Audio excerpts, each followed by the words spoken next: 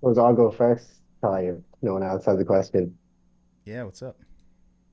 Yeah, so I suppose this is my first call in the community, and currently I've been traveling South America for the last 7 months and trying to make a bit of a career switch into the world of remote appointment setting and closing.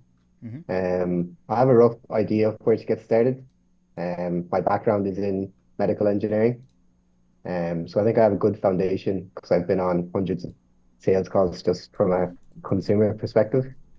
And it's just, I suppose, getting started, getting my CV up to date, and really trying to find job leads is probably the biggest area I'll struggle with, getting Hmm. interviews sorted and things like that.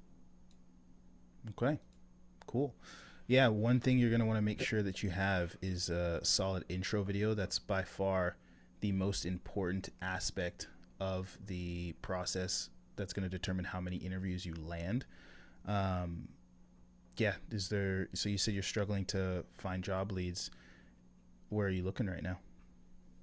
Well, I suppose I imagine it will be. It's my first week kind of exploring this. Um, but I have a general video just on quick background of myself that's around a minute long. But I suppose similar to my CV, do I tailor that per job description or is it just a general video to send out?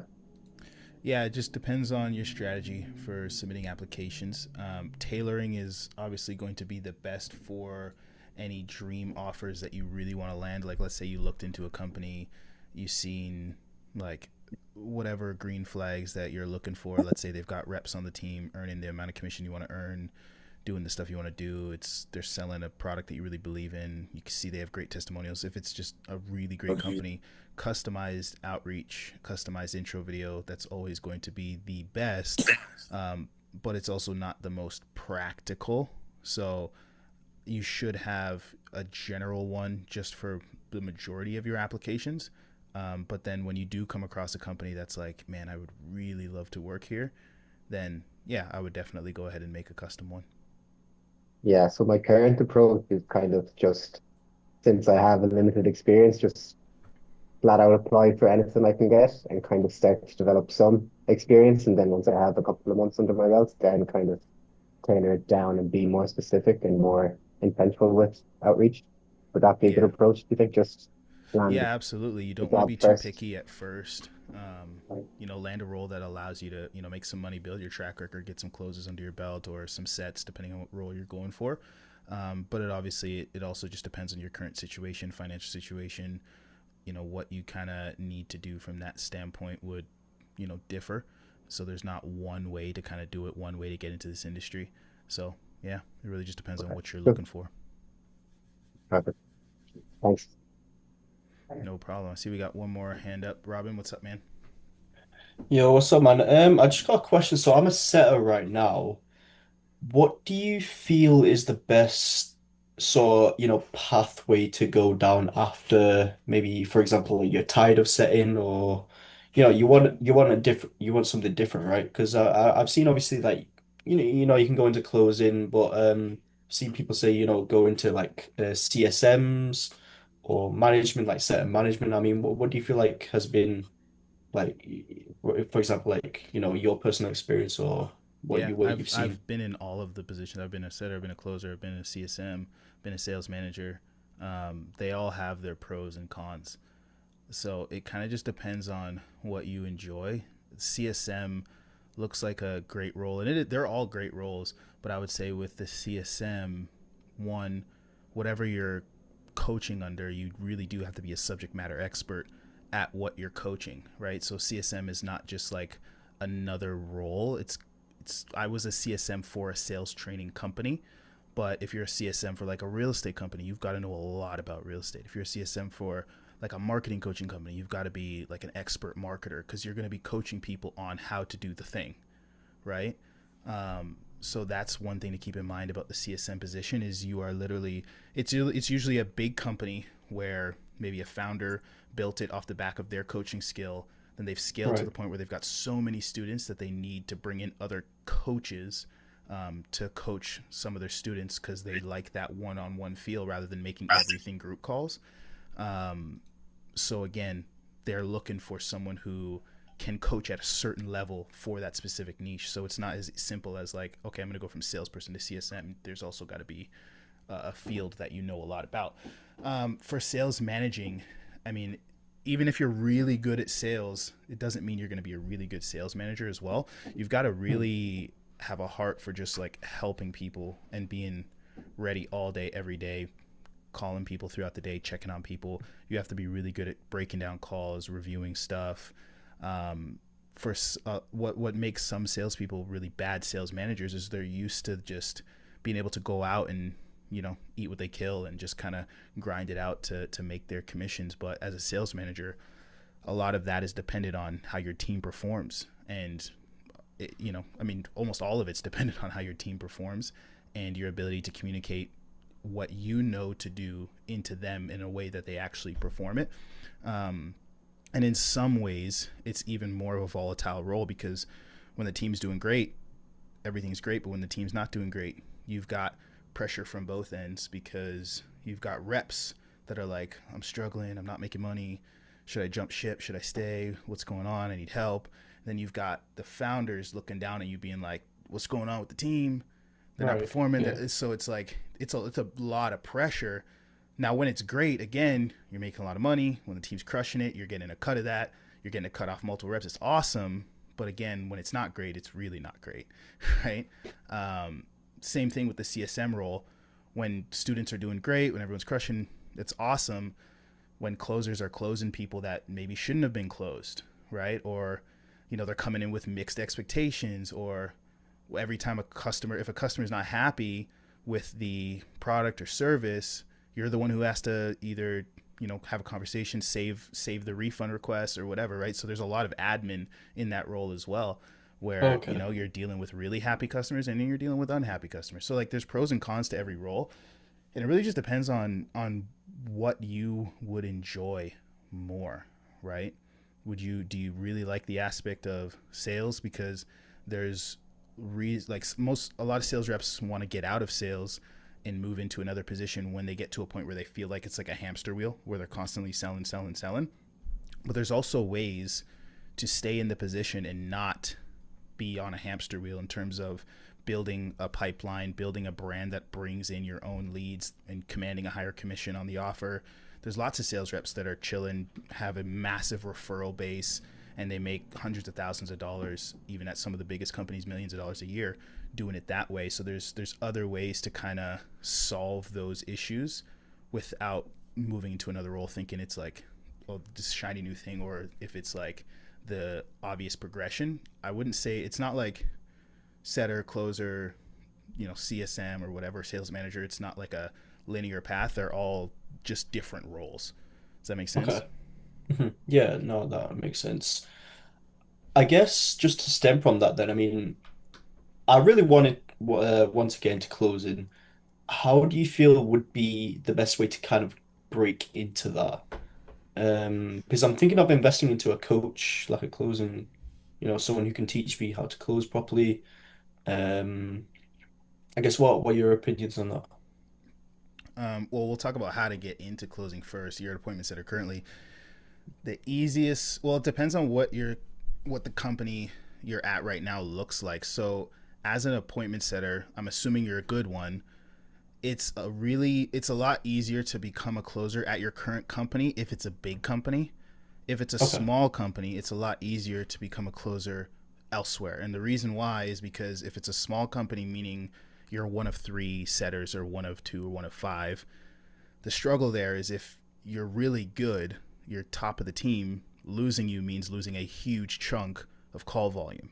So they probably just won't want to put you as a closer because who's going to replace the sets that you do? And on the Right. flip side, if you're bad and you're not a big chunk of calls, why would they make you a closer? You know what I mean? So on both ends, it's hard to be with a small team and then transition to closing. There is a way, which I'll talk about in a second, but it is more difficult. On a big team, even if you're doing great, if there's 10, 15, 20 appointment setters, it's not a huge loss to put you in the closing position. And they usually have like a structure in place to progress people into closing anyways. So that usually just comes down to having a conversation with the sales manager about that transition. But it's as simple as starting to apply at other companies for closing positions. And at your current position, if you're like, hey, I love this offer, love where I'm at, I would love to sell this one, I would go to the manager and have a discussion about what KPIs, what numbers, what they want you to see you hit consistently in order to progress into that closing position. And usually the fear is, okay, well, you've got to prove yourself. And what I would do is I would negotiate something that allows me to show I can sell outside of my KPI. So, for example, if your business owner wanted you to book like 3 calls a day, let's say you were supposed to book like 20 calls a week, right? I would say, okay, if I book 20 calls a week, could I book every 21st, 22nd, 23rd, 24th call for myself to self-set close and show you that I can close, right? And usually the business owners will be okay with that, right? It's like, okay, well, if you hit KPI, you've done your job, filled the calendars, and if you can exceed that, yeah, you can take those calls. And then you start off as like a self-set closer, and usually you'll get like a higher commission for that too, maybe 5% for the set, 10% for the close, maybe you'll get 15% for self-setting anyways. So that's a good way to like slowly transition and then eventually be fully closing if you are constantly closing at a good rate. But then also speak to the business owner about replacing yourself before you let go of it. And that would be, especially if you're on that smaller team, because again, they wouldn't want to lose your sets. So you have to find some way to replace yourself, whether it's in your network or something like that. Does that make sense? Boss, yeah. Okay. Appreciate it. Thank you. Yeah. And one thing I will say about sales trainers and like investing in a coach or something like that, investing in a coach is really good if there are some foundational principles you want to learn. But not like if you want to learn the overall closing structure, maybe you need some tips on handling certain objections and stuff like that. Sure. But you want to be very careful that no matter what offer you go to as a closer, that company's going to have their own ideology, and you're going to have to be moldable, because what's working over there is working over there, and has your whoever you pay, even if it was me, someone else, whoever you pay, have they closed in a similar niche, in a similar offer? Because again, offers are different, prospects are different. So you want to learn the overarching principles of, how to build trust, how to probe, what makes a good pitch, instead of like scripts and word tracks. So whoever you do end up working with, make sure that that's what they're teaching you, and they're not just trying to teach you like, these are all the scripts, these are all the word tracks you do, because they might work for certain offers, but then they won't work for others, if that makes sense. Yeah. Okay. Because I was already considering, because I'm not on an offer right now. So I was just considering, okay, I've not got any closing experience, so I might as well just invest into someone and kind of learn, their ideology, or however they teach, and then, try and sell. Yeah, Um, I mean, if you're confident in your ability to, I mean, if you don't do, is it the fact that like you don't know anything about how to go about the closer framework at all? Um, I mean, it's not really that, but I just want to learn a proper way of doing it. I feel like if I learn myself, I'm just gonna learn a bunch of people's methods, kind of bring it all Yeah. together. I kind of want to learn just one thing and just make sure I perfect that, right? Yeah, fair enough. Fair enough. I would say look into people that have sold in a niche that you would like to sell in as well. That would just Okay. help a little bit. Um, because they're always going to be speaking from their experience, right? So, yeah, speak to people that have sold in a niche that you're looking to sell in. And then on top of that, just don't be too married to the exact way they do it. Don't be too rigid, because, again, whatever offer you go to, they're going to have their way of doing things that works. Right, And of then you'll course, yeah. bring in your own way as well, but you're going to have to kind of start the way they're doing it and slowly implement things that you have tried to see what actually is your own style, and kind of come up with your own style. You know what I mean? Yeah, perfect. No, I appreciate it. Thank you. Yeah. And the last thing I'll say on that is be careful of coaches that try to make you sound exactly like them, right? What you want is for them to bring out, to use sales principles, but also help you bring out your own style of selling. You know what I mean? Not just be a parrot of how they sell, because their tonality, their mannerisms, all of those things come into play. And just because you don't sound exactly like them, say it exactly the way they would say it, if that's kind of where they're trying to say, hey, you need to fix this, then instead of trying to help you develop your own style, then that's where there'd be an issue. Okay. Perfect. Thank you. Thank you. Cool. Awesome. Is it Puya? Am I pronouncing it right? That's right. Hi, Ty. I just want to also complete what our last friend Rohit was saying. Um, what was I gonna say to him? Totally escaped my mind. Anyway, I really liked your feedback about what you shared. Totally lost. I had something to tell you. Once I remember, I'll message you. Anyway, so quick background: 1.5 million sold high ticket in the past 3 years. Been in, had my own businesses, multiple businesses before, etc. The challenge I'm facing the last year, well, let's just back up. I saved enough money to launch my own business. I tried different things, community building, da da da. Exhausted myself on social media, and essentially went back to offers again because it wasn't sort of supporting me.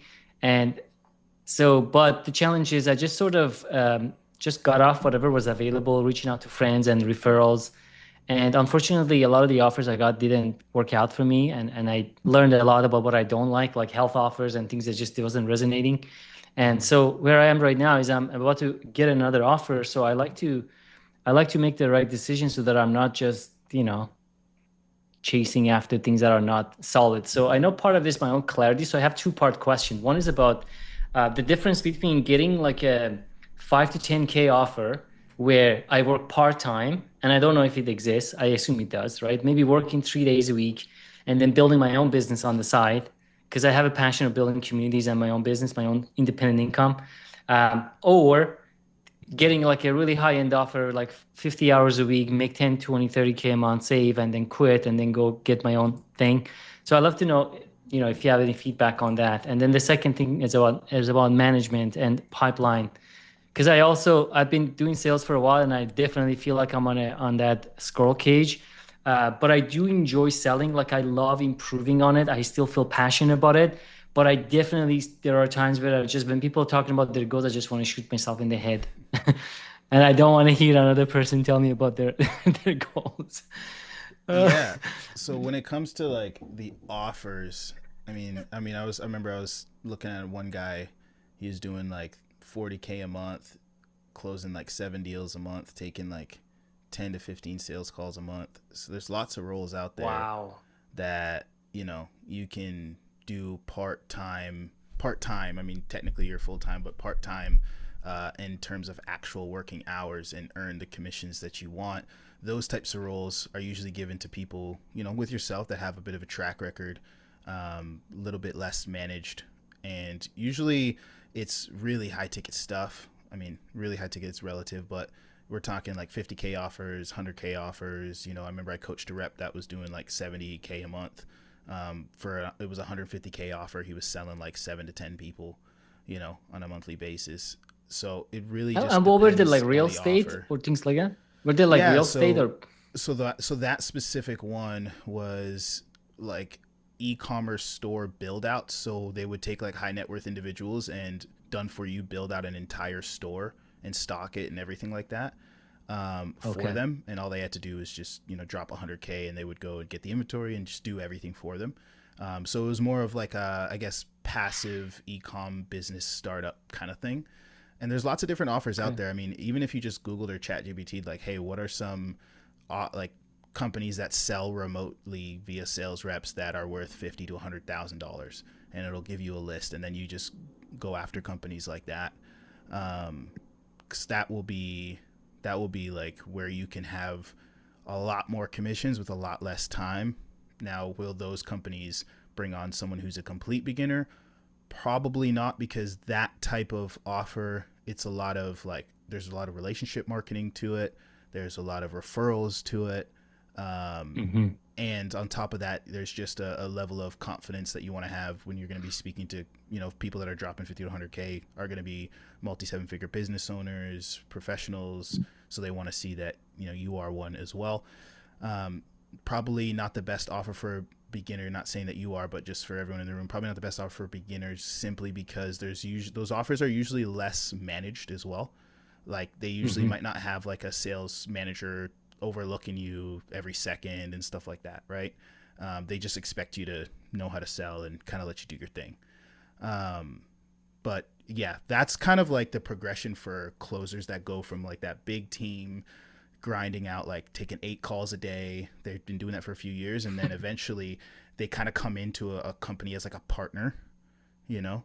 And it's like, hey, I'll take your calls. You don't need to micromanage me and like review my calls every day. I've been doing this for X amount of time. I've generated millions in this thing, and then you go from there, right? Like I remember I had a smaller ticket, but I had an offer that I was on where I was building my business on the side, and we had no meetings.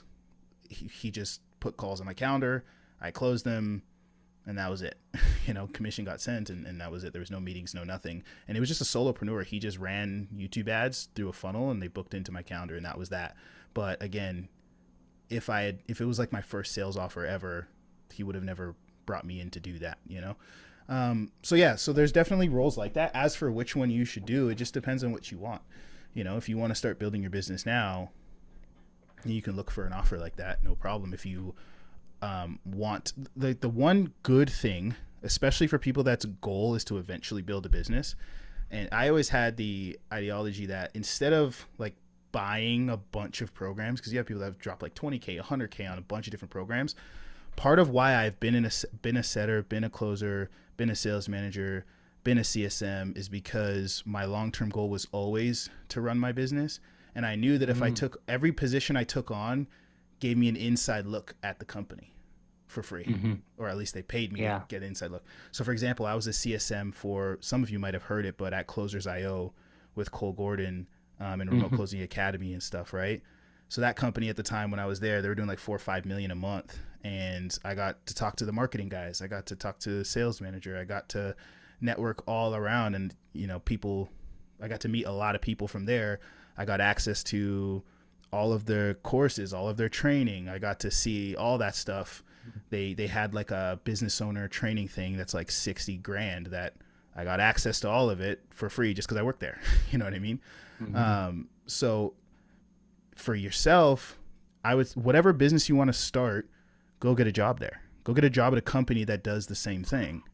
And then you'll see how the business you want to do does things at scale, right? And then you'll learn so much. You'll learn so much about what you want to do and how to best go about it. I got to see, for example, I got to see all their ads, how they tracked the ads, how they measured performance, like all of these things I got to see for free. If I were to pay for all of the things I got access to, it would have been hundreds of thousands of dollars, right? So yeah, it just depends on if you feel like you're ready to just jump in. But again, if you're like, hey, you know what, I'm down to just make 10, 15K a month as a closer for a while I learn and absorb and look on the inside, talk to everyone at the team, everyone here. If your goal is to start a business one day, just go be a sales rep for that company. Because if you learn how to sell the thing you want to sell in the future, it's just going to be so easy to sell it in the future, you know, because you've been doing it for years. So yeah, that's what I would say to that. Yeah, this is great feedback. Thank you. I really like that. Yeah, I mean, the thing is, my business that I'm building is like a community. I like creating like coaching and community and like things that really are transformative. And but I'm not super clear about my business. I just know it involves with building like sort of like communities and people, like coaching containers. But I guess I could just research that a little bit more. Well, look around and see who has what you want to build. And then see if you can partner with them in some way. Maybe it's sales, maybe it's the marketing team, maybe it's just go see what position pays enough that you'd be willing to go work with them for a little bit. Yeah. You know what I mean? Yes, the customer success manager and management seems like is inspiring to me. I like talking to people, you know, just the sales is getting a little bit repetitive and it just feels really repetitive. But I think my challenge has always been, it seems like the most direct and easiest thing for me to get, because as a closer, you can just get an offer quickly. They put you on quickly. But I think this call is helping me to really, you know, make a decision from a place of clarity and take my time.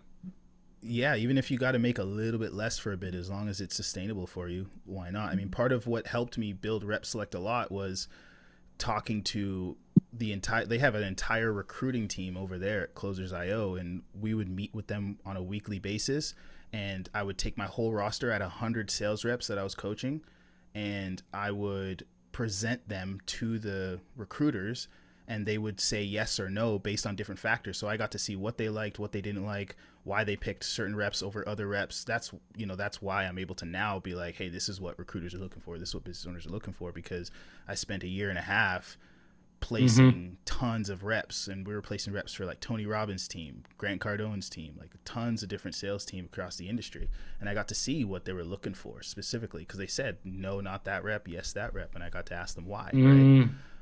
So there's lots of benefits to going and finding that the companies that you want to work in that industry in the future. What was your second question again? One thing just came up as you just said that you mentioned earlier that a solid intro video is like the most important thing. Is there video or resources on what is that look like? Yeah, I actually have it in the school community in a free kind of mini course. Oh, cool. I'm part of the school. If you just tell us. Yeah, it's just the one that says it's like just called Rep Select course or something like that. Rep Select job course. Awesome. I dropped the link in the chat, so if you save that link when you open the community, it'll be a video on like how to create a 1-minute video. Amazing. And then thank you. Second question, I can't. No, I think you answered both of my questions. The other was about the management and own pipeline, but I think this makes sense. I think you pretty much answered all my questions at the moment, and I want others to also. Thank you so much for your time, Ty. No problem. Milena, appreciate it. Hi there. My question is actually regarding to the looms, and you sound like you've got so much experience. So I would really want to hear, like, what is a good loom for you, and what is like how we can stand out, because there's like hundreds and I would say so many people are applying for the same job. How do we stand out? You'd be surprised how much just like a decent loom will differentiate you, because 99% of them are absolute garbage, right? 99% of them don't even do the bare minimum. And it sounds like it's not true, but it really, really is. And like when I say 99% are garbage, I mean the bare minimum of them don't even have good mic, camera quality, audio quality. Like some people are taking them, like I can't tell you how many intro videos I've seen where people are just like in their wife beater or just like walking around outside, or it's really not that hard if you just make it look and sound good and you said anything else. Right? From that alone, you'll be above like 80 to 90% of the videos that get submitted. But as for what business owners are actually looking for, and this is for those of you without sales experience as well, it kind of just, the more sales experience you have, the more you can lean on it in the intro video. The less you have, the more you have to lean on these other things. And those other things are the main thing that business owners are looking for, which is how do you communicate, right? They're just looking at your communication skills. That's the whole point of the intro video. If it was all about track record, they would just look at your resume. The reason why the intro video is so important is because what business owners are thinking when they watch your video is they say, okay, Milena, if I were to take the words of my pitch and take how you sound, your tone, your energy, your confidence, everything, and just take the words that you're saying out of your mouth and plug in my pitch, would you sell well? Right? Because the intro video is I'm pitching myself to you. I'm selling myself. So what's your energy like when you're doing that? Are you confident in selling yourself? Because if you're not coming across confident in selling yourself in this intro video, why would I be confident in having you sell my other thing? You should know more about you than anything else. And if you can't sell that confidently, then you won't sell something else confidently, right? So primarily, they're like, okay, how is Milena's communication skills? Then when it comes to the look of the video, they're looking at good lighting, good camera, good audio quality, decent location in terms of, just not like a weird location, just a regular, like all of you that have your cameras on, all your locations looks fine, right? Just like a regular, as close to an office type setup that you could have, not portrait like you're holding a phone, but landscape that where you would actually, they want to see where you would take Zoom calls from. That's what they're looking for. It's like, where are you going to take your Zoom calls from? If you just take the video off your phone, then they've got to guess and they don't have time to guess, right? Because at the end of the day, most of these offers, especially B2B, you're going to be speaking to 7-figure business owners, you're going to be speaking to professionals, and they want to see that you can show up looking like a professional as well. So if you just come on there, good energy, good tonality, good cadence, and you're confident in what you're saying, and you have good microphone quality. It doesn't have to be like, like a big professional mic. It just has to not be chippy and hazy, and you have good camera quality. Again, just normal 1080p. That alone will put you massively above the rest. When it comes to speaking about your experience, if you do have a track record, make sure that the intro video is as numbers focused as it can be, because business owners love numbers. Take all of the sexiest numbers throughout your career and put them on display. That's what they want to hear. If you have a track record, they want to hear close rates, show rates, cash collected, referrals, all of that stuff, follow-ups. They want to hear it. If you did cold calling, they want to hear like how many dials per day, what was the result to that, all of that. Also, if you have any achievements, and this is for people with experience and without experience, whatever work history you had in the past, you want to talk about what you achieved at those companies. Because even if it's not about sales, a big thing that the recruiters are looking for, even at Closer.io, they're like, does this person have a habit of being a top performer, being a winner? It doesn't matter if it's not sales. High performers perform highly in almost everything that they do. It's because of the work ethic, because of certain things that they just have going for them in terms of their mentality and what they try to accomplish, right? So if you ever won any awards at a company, if you were top of your team, there's so many sales reps that were like number one rep on the team of 10 closers and just don't mention it in the intro video. It's like, mention those things. Those things go a long way. Top 3, number 2, whatever. If the company you were at was doing 100K a month, and when you joined, you added another 100K a month, and because you're coming in as another closer, then mention that you helped the company scale to 200K from 100. Like, you got to mention these things. If they really like leadership as well. If you were, even if it wasn't sales, if you were team lead anywhere, mention that, right? What you want to avoid is language that makes you sound like a complete beginner.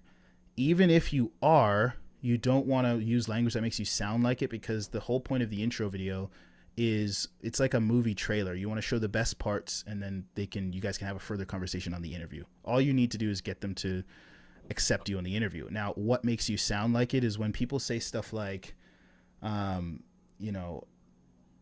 that I'm getting into this, or now I'm trying to start off as a closer, or all you need to do, you need to speak as if you already are it.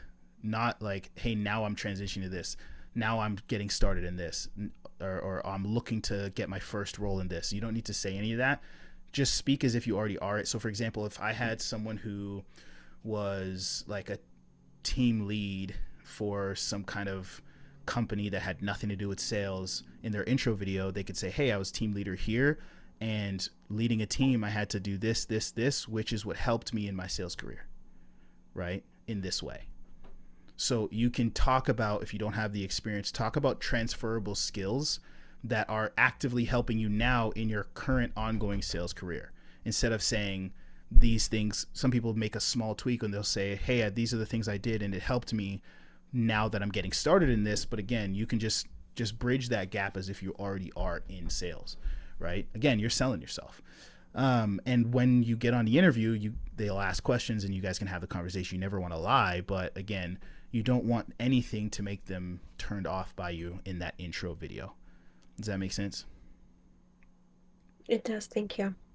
Awesome. And the order at which I'd mention things is, I would go work history, track record, numbers first. Then you can go into like any training, communities, whatever you've been a part of. Then you can kind of finish it off if you want to add like anything that you're looking for in a company, and then finish with a strong call to action. Whether it's, hey, let's jump on a call, happy to do a role play and show you my skills. Or you can simply, if you have like a rep select profile, for example, with a bunch of role plays and stuff, and it's all filled out, that's where you can end it off being like, hey, and I've got a bunch of role plays and other examples of my sales skills that I'd love to show you. I went ahead and linked it below for you. And then that's where you can like share that profile, or even if it's like a Google Doc or a Drive or whatever, right? But you want to finish with a strong call to action instead of just leaving it open-ended, and go from there. Make sense? Absolutely. Thank you so much. And one last question regarding Mm-hmm. the looms. How long should it be? 1 minute. 1 minute and 20 seconds max, but keep it to 1 minute. Mm. Um, I mean, you guys all do it when you're scrolling YouTube. If like the longer the video, the less chance you're gonna click on it. You know what I mean?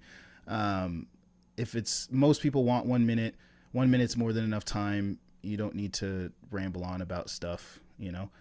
Business owners, they're probably looking at hundreds, especially recruiters, looking at hundreds of looms a day.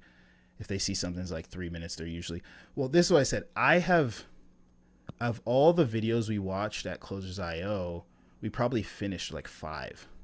you know, like all of them, the recruiters would play the first 10 to 20 seconds and then be like, okay, cool, got what I need. And that was it.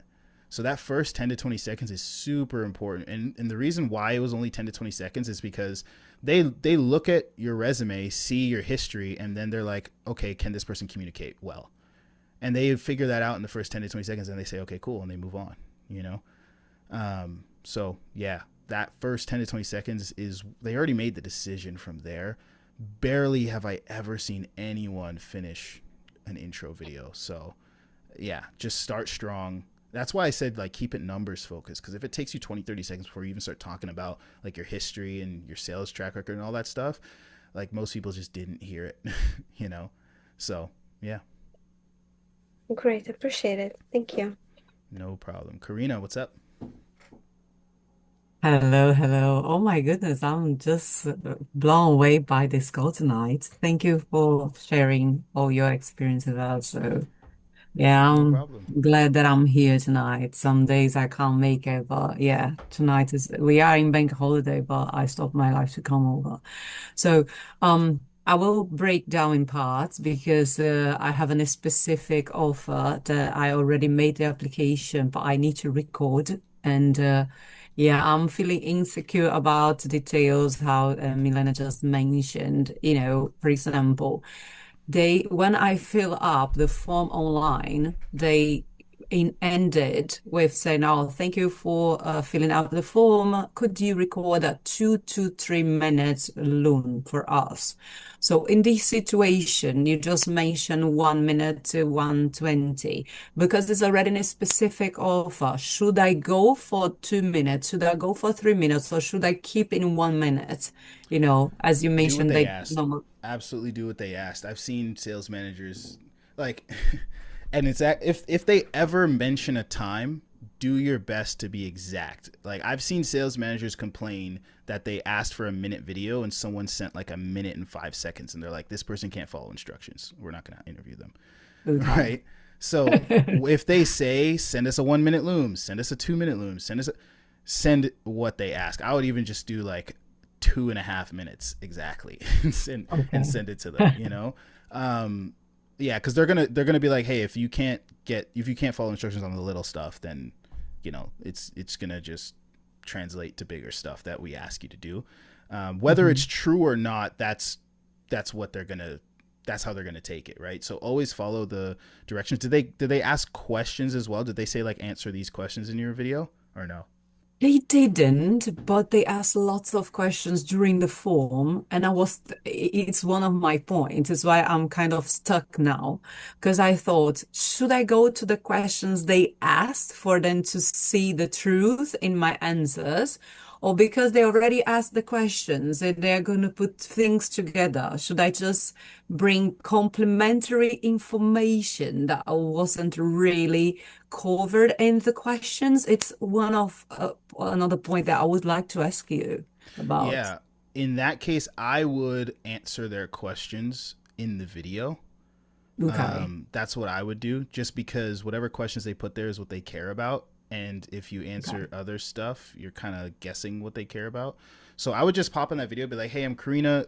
Thank you for watching this video. I'm going to go ahead and answer the questions that you put on the form, starting with the first one, and then just answer the questions. Keep it to 2 minutes, 2.5 minutes, Okay. and then finish off with, hey, if there's any additional information you'd like from me, like if you'd like to see this, or this, happy to send that over. Just let me know. Looking forward to interviewing with you," and just end it off like that. Okay, beautiful.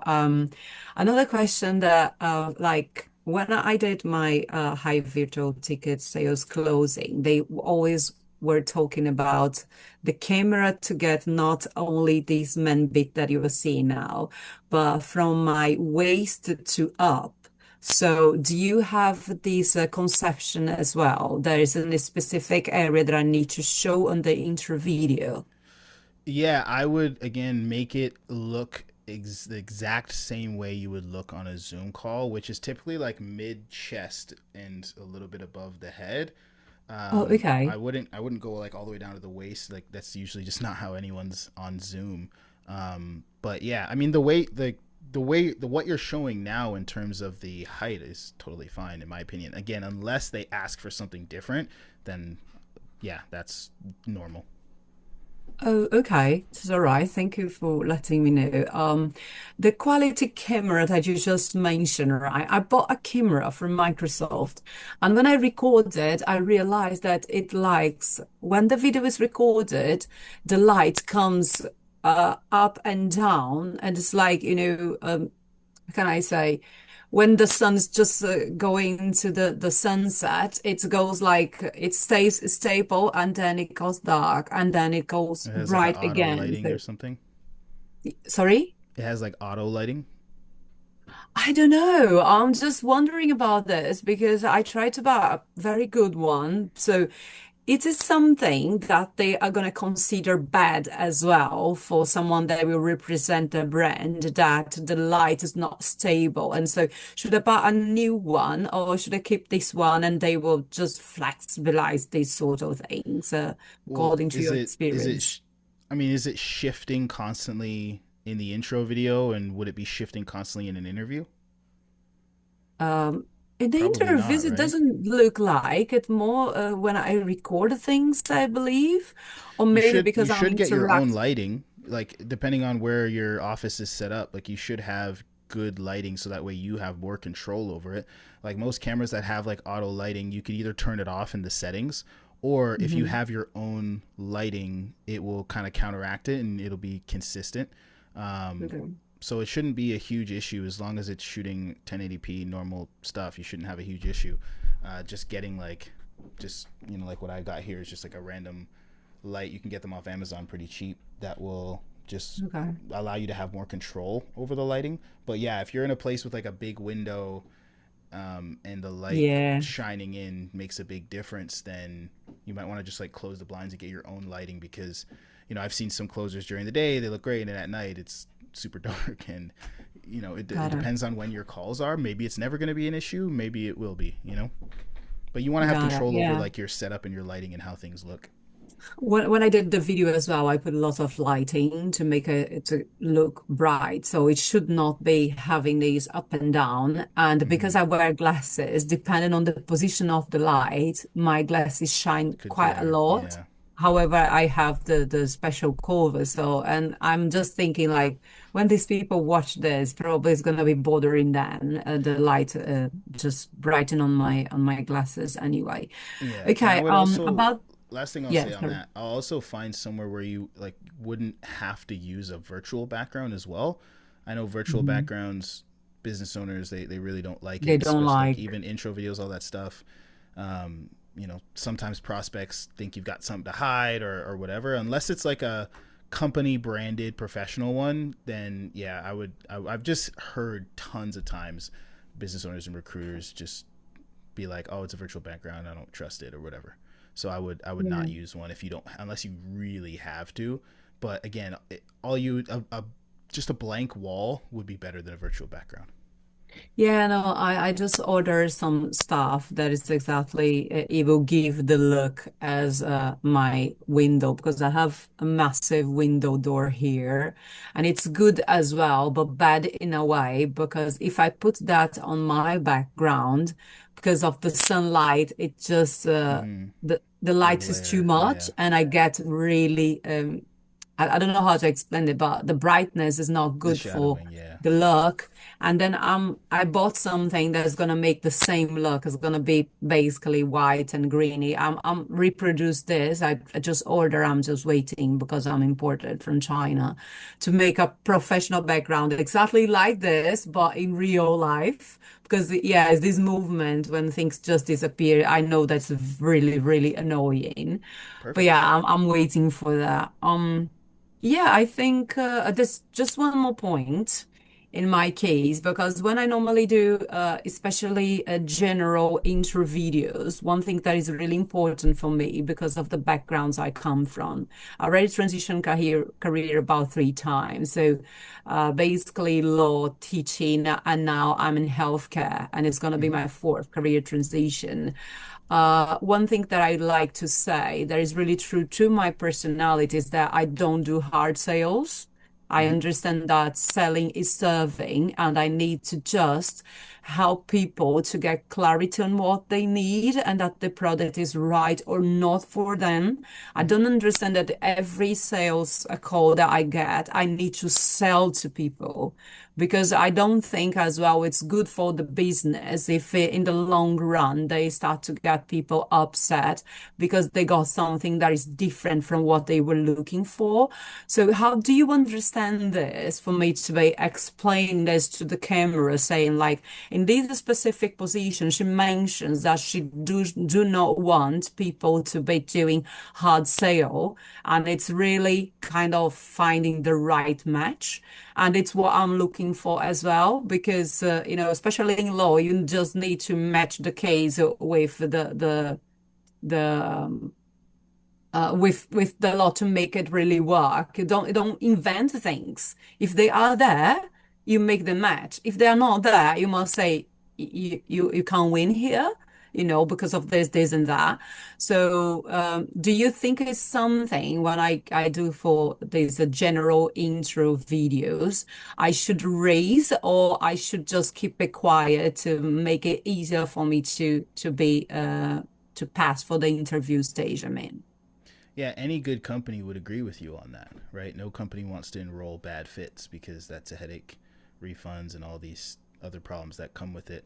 And again, any good company would most likely have some kind of either webinar, VSL, or appointment setters that qualify to make sure bad fits aren't even on the closers' calendars. In terms of intro videos and in the interviews, a really good rule of thumb is to not spend too much time talking about what you won't do and flip it around to what you will do, right? So instead of saying like I refuse to hard sell, you can say, hey, what I really love about the position or what I would really love to do is make sure that we're really helping people and we're enrolling the best fit possible for the company. It's you're saying the same stuff, but you're focusing on the positive of what you will do and what you do focus on. And again, if you are looking at the offer, vetting it, looking at the testimonials, case studies, you can even position it as something you love about that specific company in the interview process. Like, hey, one thing I really liked about you guys is the fact that you guys have great testimonials, a lot of raving reviews, and that's really important to me is making sure that we're really helping people, really seeing transformations, and I would love to be a part of a company that's changing lives in that way, because that's my biggest focus is enrolling the best fit for your company so that we have people that aren't going to refund, aren't going to this, aren't going to that. I mean, if it does get there, you can get into that. But again, I wouldn't focus on like, oh, this is what I won't do, this is what I refuse to do, that kind of stuff. You know what I mean? Yeah, yeah, I got you. Okay. I think I got everything. Thank you so much, Ty. And Can I ask you a follow-up question about what you just said? I know you're next, Rock, but is that What's up? okay? Yeah, quick. Yeah, what's up? All Yeah, good. so like on that call, I think it's a great question because we're all gonna have interviews, but like how do you see the position also getting information about them? Like what's the, like all the numbers that we need to know, because I think that's the mistake I've been making. It's like Yeah, I'm trying to sell myself and then I get in, I'm like, man, why did I don't even want to be in here. Like, go yeah. through all this work. Depending on the interview process, you ask all of those questions either like let's say they do a group call to a one-on-one or they do a one-on-one then a mock call and then they give you the offer. You either ask it on like a second or third round in some kind of one-on-one process, or you ask it after you've been given the offer, right? Because if you collect the offer, you have the leverage of like, okay, you already said you want me on the team, now you can just ask the questions you want to ask without worry about anything. And again, if they refuse to answer questions about the offer, then obviously that's just a red flag, right? Or if they just don't know their numbers at all, that's also a red flag. So yeah, I mean, it's totally okay to either on the second or third round ask questions about the numbers, or when you've already gotten an offer, like, hey, Puya would like to bring you on the team. Like, awesome. Well, let's get on a call during onboarding, whatever, ask some questions, figure out the numbers of everything, and then move forward if it makes sense. But you wouldn't do it on the first call. No, probably not on the very first call. It depends. It depends on the call, right? But probably not on the very first call. If it was like one-on-one with the founder, small team, just kind of kicking things off, I would ask some questions for sure about the team and about his vision and everything like that. But if it's maybe a bigger team, group interview, a little bit more competitive, then I'd probably hold off and wait. Okay, and then do you actually ask them to send you like track sheets of the numbers for the past 90 days, like, or do you just say I haven't done verbally? all that. It's mostly just been verbal because, there's got to be an element of trust between both of you, and it's like, if you're already at the place where you're like, send me proof, I get it. But at the same time, they're going to be like, all right, man, like, come on. Like, if you don't trust me, then why are we getting into this business relationship right now? If you don't trust me, if I say it's this, like, you should trust that it is that. I'm not saying nobody would ever lie or make stuff up, but I mean, if someone is the type of person that would lie, then you don't want to be in business with them anyway. And it's not like you're not going to see the CR. Like, there's so many signs once you get into the Slack and everything. Like, if the sales channel in the Slack has been dead for the last 3-4 days, if you get into the CRM and there's like no contacts in the deals closed section, like, tracking sheets, usually on team meetings, they get pulled up. Like, these are things you're going to see very quickly. Easiest thing to do is just, when you get on a team, just hop on one-on-ones with everyone on the team. Just one by one, DM each person, hop on a one-on-one and be like, and not from a standpoint of like trying to get the dirt, but from a standpoint of like, hey, how can I be successful here? What should I do? What should I avoid? What should I learn? What's the biggest objection you're facing? And just through conversation, it's going to come out like how they're performing, how the company's performing, and all these things pretty quickly in the first day or two anyway. And then you'll see if things are accurate or not, Oh, Yeah, I find that the short ratio has been the challenge for me. And sometimes when they're scaling, they bring in a bunch of new people in, and I'm part of those. And then the lead flow goes down, and then there's a bunch of changes. But yeah, it's good. It's good information to do it later on after I get the offer.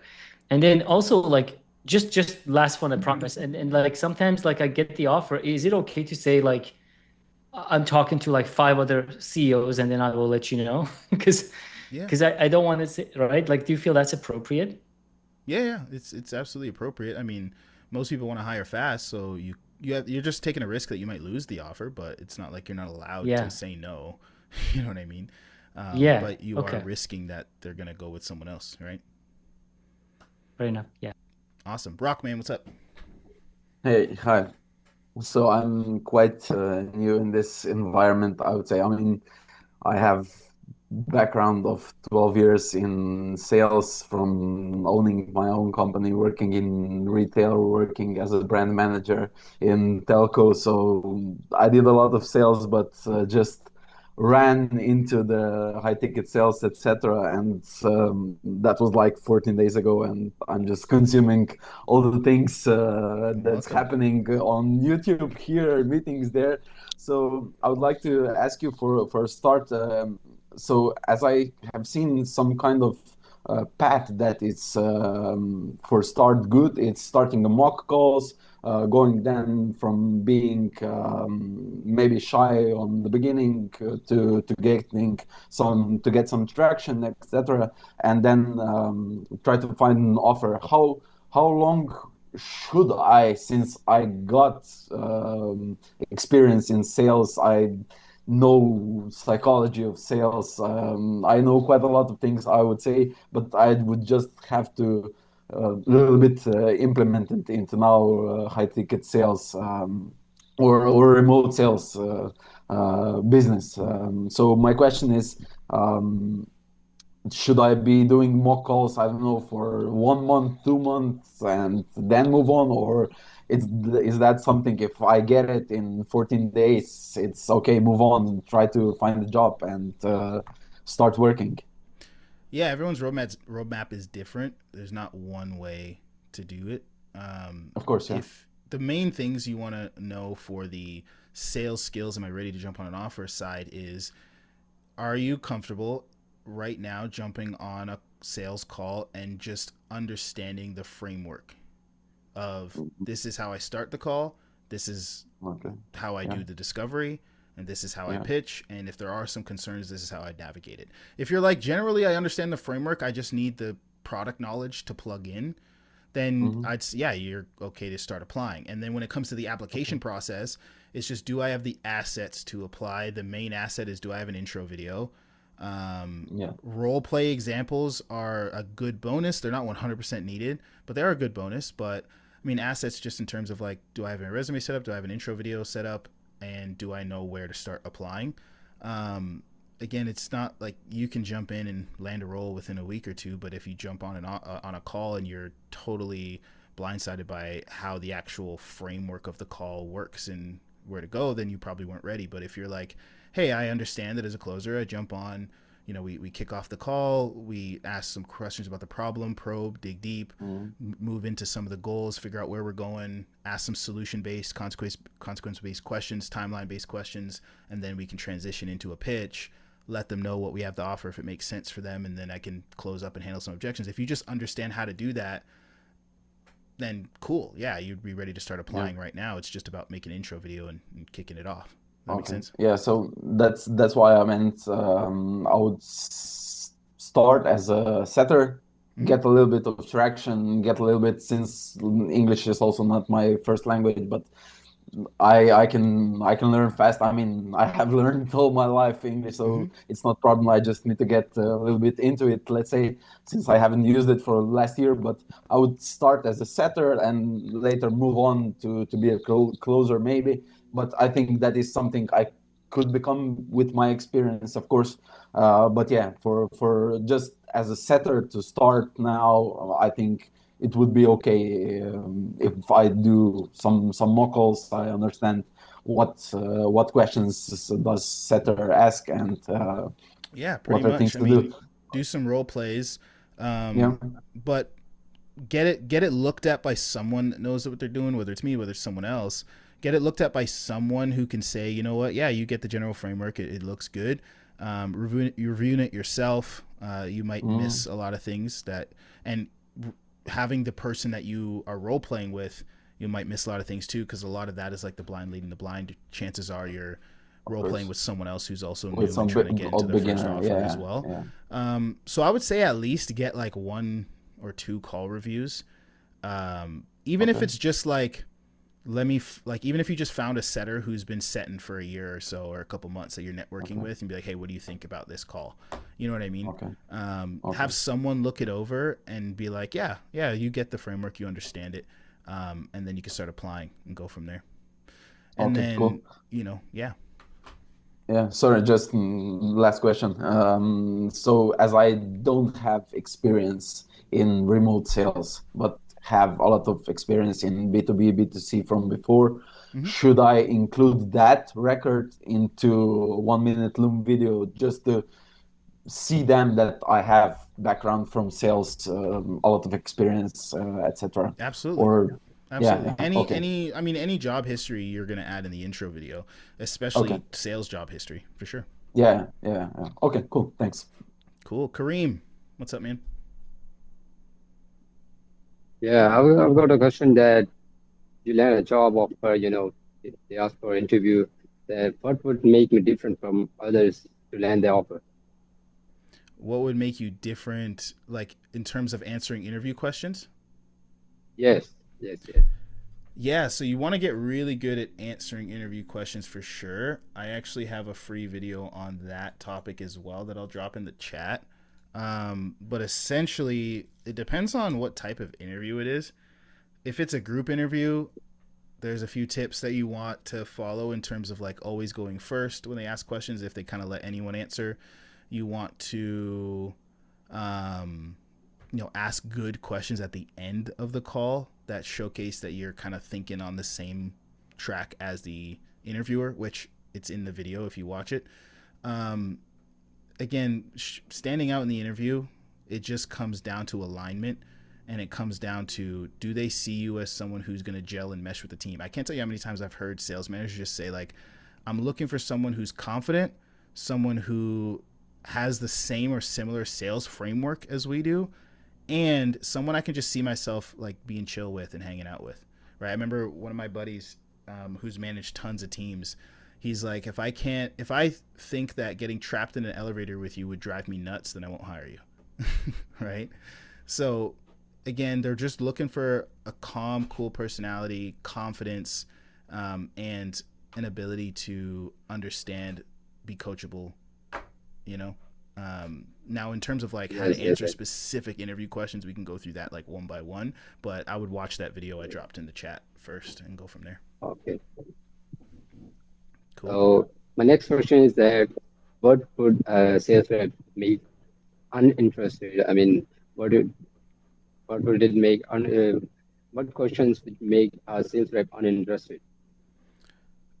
Like questions that you would ask the business that would make them not want to hire you, you're Yes, saying? the question I will ask. Yes, yes, yes. Okay. Um,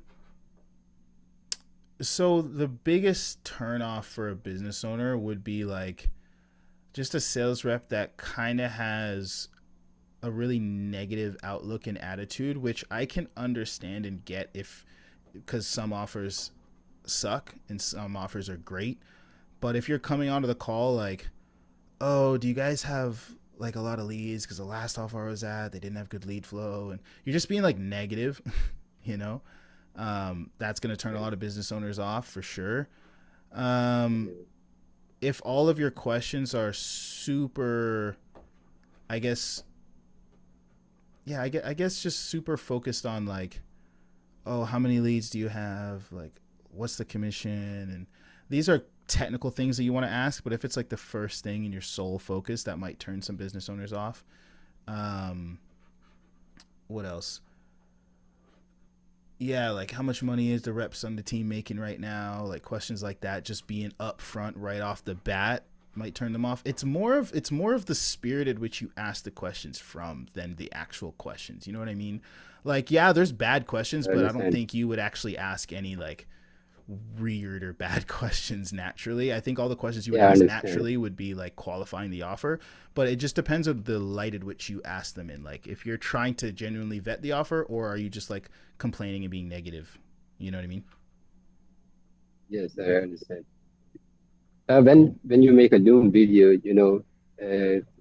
you make a Loom video of 30 seconds. What should specifically you mention in the Loom video? Yeah, as I said before, you want to go over your sales history or just any job history, track record.